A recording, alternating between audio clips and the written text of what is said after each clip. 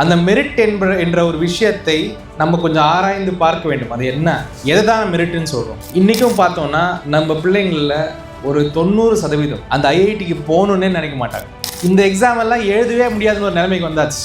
இதை எழுதணுன்னா நம்ம சென்னையில் ஒரே ஒரு ஏரியாவிலேருந்து ஒரே ஒரு பின்கோட்லேருந்து மட்டும் தான் எழுத முடியும் அப்படின்ற உனக்கு விட்டால் தானே நீ மேலே போவ. இப்போவே உன்னை ஃபில்டர் பண்ணிடுறோம். நீ எங்கே இருக்கேன்னு உனக்கே திருப்பி காட்டுறோம். இன்னைக்கு 26 பிள்ளைங்க தற்கொலை பண்ணிட்டு சாகுறாங்கன்னா தப்பு எங்க? அவங்க கிட்டயா? நியூ எஜுகேஷன் பாலிசி படி அவர்கள் முழுமையாக இந்த படிப்பை வைத்து ஒரு ஃபில்ட்ரேஷன் சிஸ்டம் உருவாக்கி மறுபடியும் நான் இந்த 50-60 வருடங்களாக நடந்த முன்னேற்றங்களை ரிவர்சல் ப்ராசஸ்ன்னு சொல்லுவோம்ல, இது ஏதோ சமூக சார்ந்த போராட்டமோ ஒரு தேசத்தை சார்ந்த போராட்டமோ கூட கிடையாது. நம் பிள்ளைகளின் எதிர்காலத்தின் போராட்டத்தில் நாம் முழுமையாக ஈடுபட வேண்டும். அந்த மெரிட் என்ற ஒரு விஷயத்தை நம்ம கொஞ்சம் ஆராய்ந்து பார்க்க வேண்டும். அது என்ன, எதை தான் மெரிட்னு சொல்கிறோம். இங்கிலீஷில் இன்னொரு வார்த்தை இருக்குது, மெரிட்டோக்ரஸின்னு ஒரு வார்த்தை இருக்குது. தகுதி சார்ந்த ஒரு சமுதாயத்தை உருவாக்குறது. இப்படி தகுதி சார்ந்த சமுதாயத்தை உருவாக்குவது, அது எப்படி உருவாக்க போகிறோம் அப்படின்ற ஒரு கட்டமைப்பில் அது உள்ளே உட்காந்துருக்கு. சின்னதாக ஒரு எக்ஸாம்பிள் சொல்கிறேன். இந்த ஐஐடின்னு ஒரு நிறுவனம் இருக்குது. இந்திய அரசாங்க செலவில் நடத்தி கொண்டிருக்கும் ஒரு பெரிய காலேஜ் அது. இன்றைக்கும் பார்த்தோன்னா நம்ம பிள்ளைங்களில் ஒரு 90% அந்த ஐஐடிக்கு போகணுன்னே நினைக்க மாட்டாங்க. எக்ஸாம் எழுதுறதெல்லாம் விட்டுருங்க, ஐஐடிக்கு போகணுன்னே நினைக்க மாட்டாங்க. எப்படி அவங்களுடைய மனசுலேருந்து அந்த இமேஜினேஷன்லேருந்து அந்த நிறுவனம் வெளியே போச்சு? எப்படி அதை வெளியே தூக்குனாங்க? சிம்பிளாக ஒரு கான்செப்ட் தான். ஒரு என்ட்ரன்ஸ் எக்ஸாம் வச்சாங்க, ஜேஇன்னு ஒரு எக்ஸாம். அந்த என்ட்ரன்ஸ் எக்ஸாம் வந்ததுக்கப்புறம் இந்த எக்ஸாம் எல்லாம் எழுதவே முடியாதுன்னு ஒரு நிலைமைக்கு வந்தாச்சு. இதை எழுதணுன்னா நம்ம சென்னையில் ஒரே ஒரு ஏரியாவிலேருந்து ஒரே ஒரு பின்கோட்லேருந்து மட்டும் தான் எழுத முடியும் அப்படின்ற ஒரு ஐடியாவை கொண்டு வந்தாச்சு. கொண்டு வந்ததுக்கப்புறம் இப்போ நம்ம பசங்கள்லாம் ஐஐடியெல்லாம் யோசிக்கவே மாட்டாங்க. அப்போது ஒரு பொது செலவில் உருவான ஒரு ஒரு இன்ஸ்டியூஷனை மக்களுடைய மனதிலிருந்தே தூக்கிட்டாங்க. பார்த்தீங்களா, என்ன இன்டெலிஜென்ட்டான வேலை பாருங்க அது. அப்போது ஒரு ஃபில்ட்ரேஷன் சிஸ்டம் உங்களுக்கு வேணும். அந்த ஃபில்ட்ரேஷன் சிஸ்டமை கொண்டு வர்றதுக்கு ஒரு கான்செப்ட் தேவை. அந்த கான்செப்ட் தான் மெரிட். இந்த எக்ஸாம் எழுதினாதான் நீ மெரிட் அப்படின்னு நம்ம கொண்டு வந்துட்டோம்னா, அந்த எக்ஸாமை எப்படி மாற்றுறோமோ அந்த மாதிரி என்னால் ஆளை செலக்ட் பண்ண முடியும். இந்த பாயிண்ட்டை நம்ம புரிஞ்சுக்கணும். அப்போது இதுதான் மெரிட்டுன்னு சொல்லிட்டு பல வகையான எக்ஸாமை கொண்டு வர்றதுக்கான காரணம் ஒரு படிநிலையான ஒரு கட்டமைப்பை உருவாக்குறதுக்கு தான். அந்த காலத்தில் ஜாதின்னு சொன்னாங்க, இந்த காலத்தில் மாற்றி சொல்கிறாங்க. அப்படி தான் நான் பார்க்குறேன். இது ஒரு ஃபில்ட்ரேஷன் சிஸ்டம். இதில் ஃபில்டர் செய்யப்படுறது யாருன்னு பார்த்தா ரொம்ப கிளியராக ஒடுக்கப்பட்ட மக்கள், அடிநிலையில் இருக்கிற மக்கள், வறுமை கோட்டு கீழே இருக்க மக்கள், இவங்க தான். இந்த மெரிட்டோக்ரஸியை நாம் முழுமையாக எதிர்க்க வேண்டும். அதான் டாக்டர் சார் சொன்னார், 3ஆம் கிளாஸ்லேயே இப்போ கொண்டு வந்துட்டாங்க. உனக்கு விட்டால் தானே நீ மேலே போவ.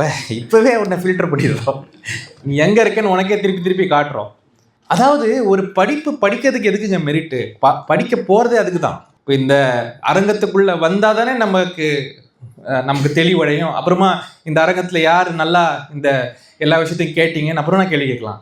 உள்ளே வர்றதுக்கே நீ யாருன்னு நான் கேட்டால் என்ன அர்த்தம்? டோர்லேயே நின்னுட்டேன் நானே. உனக்கு டோரை நான் ஓப்பன் பண்ண மாட்டேன்னா அப்போ நீ எப்படி உள்ளே வருவேன்?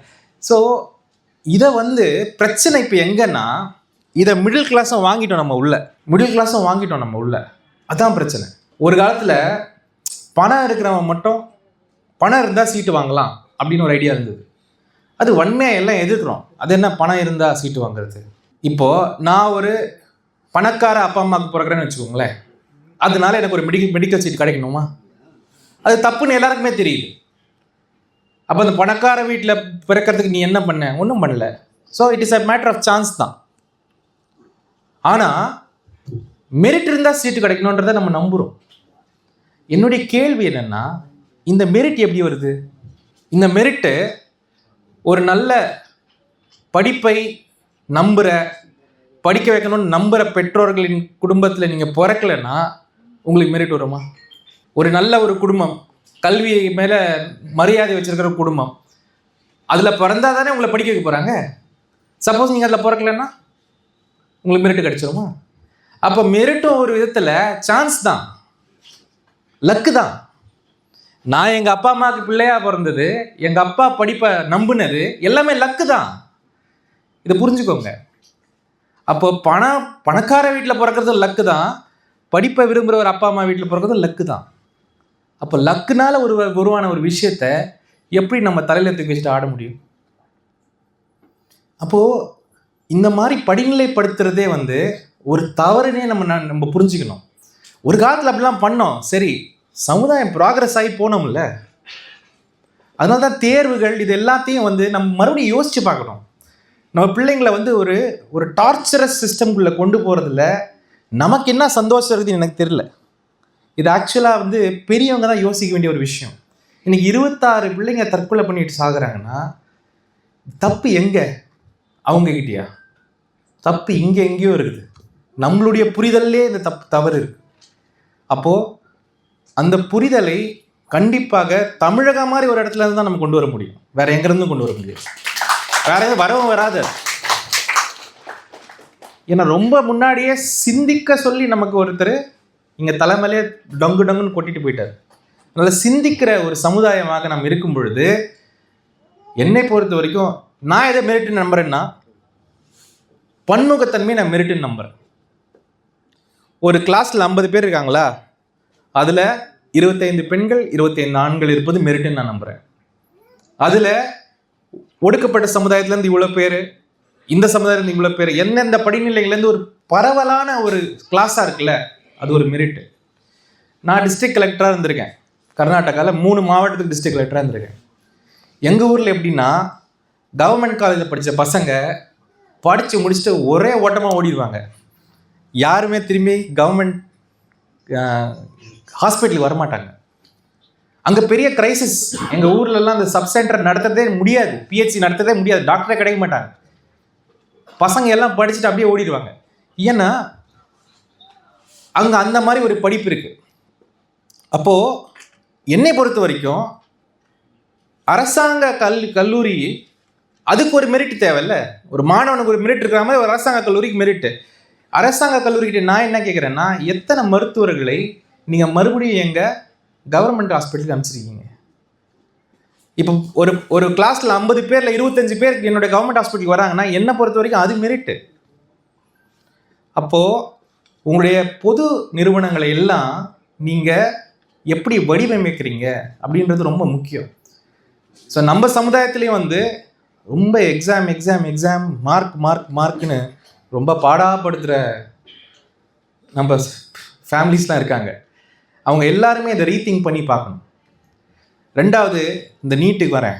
இந்த நீட்டு இந்த ஒன்றிய அரசாங்கத்துடைய அஃப்கோர்ஸ் 10 வருடங்களாக அவங்க பண்ணிட்டு வர பல முட்டாள்தனமான விஷயங்களில் இது ஒரு பெரிய ஒரு முட்டாள்தனம். அதில் எந்த மாற்று கருத்துமே கிடையாது. நான் ஒரு ஐஏஎஸ் ஆஃபீஸராக சொல்கிறேன், இந்த மாதிரி ஒரு எக்ஸாமை நடத்துகிற கெப்பாசிட்டியே கிடையாது. முதல்ல நமக்கு அண்ணன் சொன்னாங்க, இந்த நேஷ்னல் டெஸ்டிங் ஏஜென்சின்னு ஒன்று கொண்டு வந்தாங்க. அவங்க தான் இந்த எக்ஸாமை நடத்தணுன்ட்டு. அவங்க என்னன்னு நான் போய் பார்த்தேன். அது என்ன அரசாங்க நிறுவனம், என்ன அது அப்படின்னு போய் பார்த்தா, அது ஒரு சொசைட்டி. நம்மலாம் சும்மா ஏதாவது ட்ரஸ்ட் ஃபார்ம் பண்ணி ஒரு சொசைட்டி ஃபார்ம் பண்ணோம்ல, அந்த மாதிரி ஒரு சொசைட்டி. அதில் யாருடா உங்கள் டேர்ம்ஸ் ஆஃப் ரெஃபரன்ஸ் என்னென்னா அது யாருக்குமே தெரியல. டேர்ம்ஸ் ஆஃப் ரெஃபரன்ஸே இல்லை, மெமரண்டம் ஆஃப் அசோசியேஷனே இல்லை, யார் அதுக்கு இயக்குனராக ஆடுவாங்க, யார் ஒன்றுமே இல்லை. அப்போது ஒரு பெரிய ஒரு ஸ்டேஜை வச்சு ஒரு ட்ராமா பண்ணிட்டு சுற்றிட்டு இருக்காங்க. அதனால் இந்த நீட் எக்ஸாம் ஒரு இண்டிகேட்டர் தான். நியூ எஜுகேஷன் பாலிசி அந்த ஃப்ரேம் ஒர்க்கில் தான் நம்ம இதெல்லாம் பார்க்கணும். இந்த நேஷ்னல் டெஸ்டிங் ஏஜென்சியும் அவங்க நியூ எஜுகேஷன் பாலிசியில் சொன்னது தான்.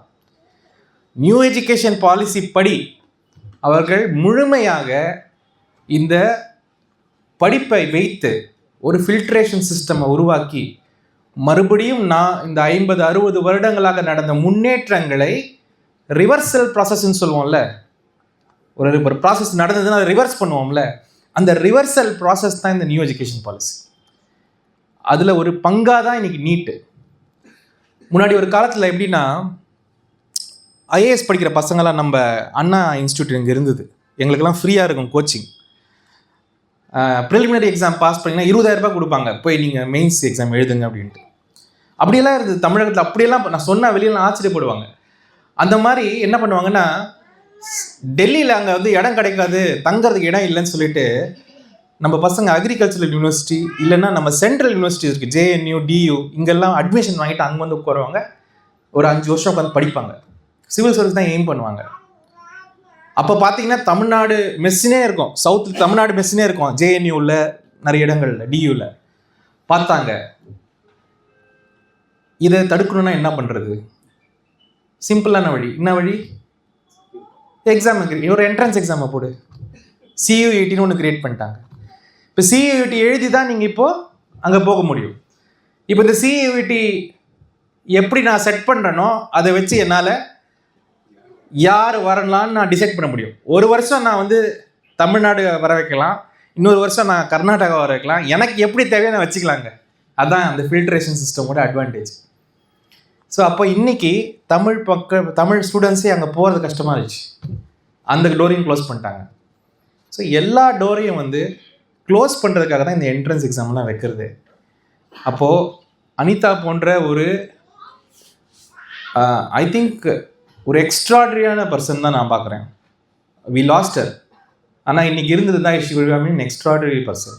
அந்த மாதிரி ஒரு நம்ம மணிரத்னம் அவர்கள் குடும்பத்தின் வளர்ப்பும் இருக்கட்டும் சரி, வறுமையிலிருந்து வந்தாலும் எல்லா விதமான முற்போக்கு சிந்தனையும் இருக்கிற ஒரு ஸ்டூடெண்ட்டை நம்ம இழந்துட்டோம். 26 ஸ்டூடெண்ட் ஆல்ரெடி இழந்துட்டோம்.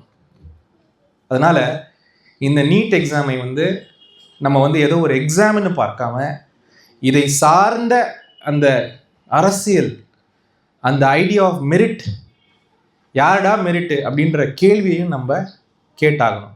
படிக்கிறதுக்கு எப்படி நீ மெரிட் வைப்ப? படித்ததுக்கப்புறம் நீ பார்த்துக்கோ, நான் மெரிட்டோரியஸ் டாக்டராக இருக்கேனா, நான் மெரிட்டோரியஸ் என்ஜினியராக இருக்கேனா, அது ஓகே.